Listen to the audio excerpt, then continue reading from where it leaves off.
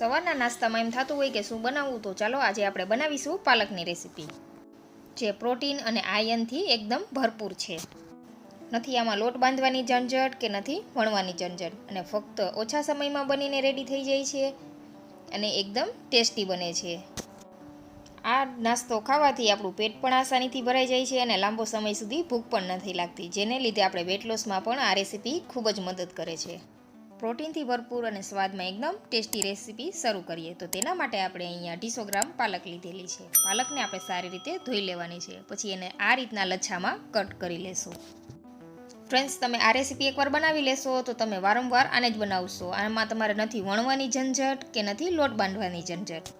પાલકને cut કરી લઈ પછી આપણે તેને ધોવાની નથી, તો આપણે તેને એક બાઉલની અંદર એડ કરી દઈશું અને એક ગાજરને આ રીતના ખમણીને એડ કરી દઈશું અને 2 મીડિયમ સાઇઝની ડુંગળીને આપણે ઝીણી સમારીશું. થોડા લીલા ધાણા એડ કરશું અને 2 મીડિયમ સાઇઝના ટમેટાને આપણે ઝીણા સમારીને એડ કરી દઈશું. 10 થી 12 લસણની કળી અને 1 ઇંચ આદુનો ટુકડો અને એક આ રીતના તીખું મરચુંને આપણે આ રીતના ખાંડણીમાં ક્રશ કરીને એડ કરી દઈશું. નાસ્તાને એકદમ ચટપટો બનાવવા માટે તેની અંદર 1 ચમચી આમચૂર પાવડર, 1 ચમચી ધાણા જીરું પાવડર, અડધી ચમચી ગરમ મસાલો, અડધી ચમચી લાલ મરચું પાવડર, અડધી ચમચી હળદર પાવડર, સ્વાદ અનુસાર નમક, થોડી એવી હિંગ અને અડધી ચમચી આપણે અહીંયા કિચન કિંગ મસાલો એડ કરી દઈશું. હવે બધી વસ્તુને સારી રીતે મિક્સ કરી દઈશું. આ બધી વસ્તુને આપણે હાથેથી જ મિક્સ કરવાની છે, જેથી કરીને શાકભાજીની અંદર જે પાણી હોય તે અલગ થઈ જાય. બધા મસાલા અને વેજીટેબલને આપણે સારી રીતે મિક્સ કરી દઈ પછી આપણે તેની અંદર 1 કપ ચણાનો લોટ એડ કરીશું. ચણાના લોટની અંદર ફાઇબરનું પ્રમાણ ખૂબ જ વધારે હોય છે, જે આપણને લાંબા સમય સુધી ભૂખ નથી લાગવા દેતું.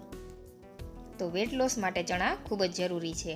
તો હવે આપણે બધી વસ્તુને સારી રીતે મિક્સ કરી દઈશું. અહીંયા પાણી જરા પણ જાતનું ઉમેરવાનું નથી. પહેલાં શાકભાજીનું પાણી છે તેની અંદર જ આપણે લોટને સારી રીતે મિક્સ કરવાનો છે. પછી જો જરૂર લાગે તો 1 થી 2 ચમચી જેટલું પાણી એડ કરવાનું છે.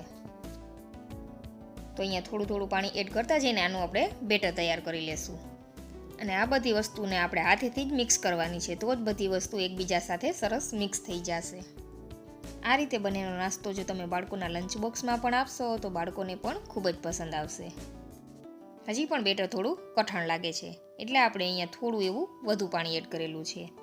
હવે બધી વસ્તુ સારી રીતે મિક્સ થઈ જાય પછી આપણે તેને 10 મિનિટ માટે રેસ્ટ આપી દઈશું.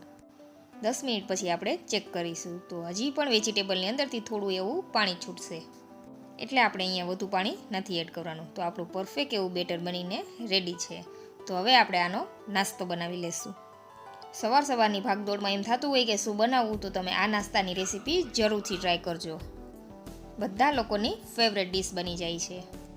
તો અહીંયા આપણે એક તવો લઈ લીધો છે, તેની ઉપર આપણે થોડું એવું તેલ એડ કરીશું. પછી આપણે જે બેટર તૈયાર કરીને રાખેલું તે 2 ચમચા જેટલું બેટર એડ કરી દઈશું. પછી તેને આપણે હાથેથી સારી રીતે ફેલાવીને આ રીતના શેપ આપી દઈશું. અહીંયા આપણે ગેસની ફ્લેમ મીડિયમ જ રાખવાની છે. તમારે જેવડા શેપનું બનાવવું હોય તેવડા શેપનો તમે આ નાસ્તો બનાવી શકો છો. અહીંયા આપણે મીડિયમ સાઇઝનો જ બનાવેલો છે.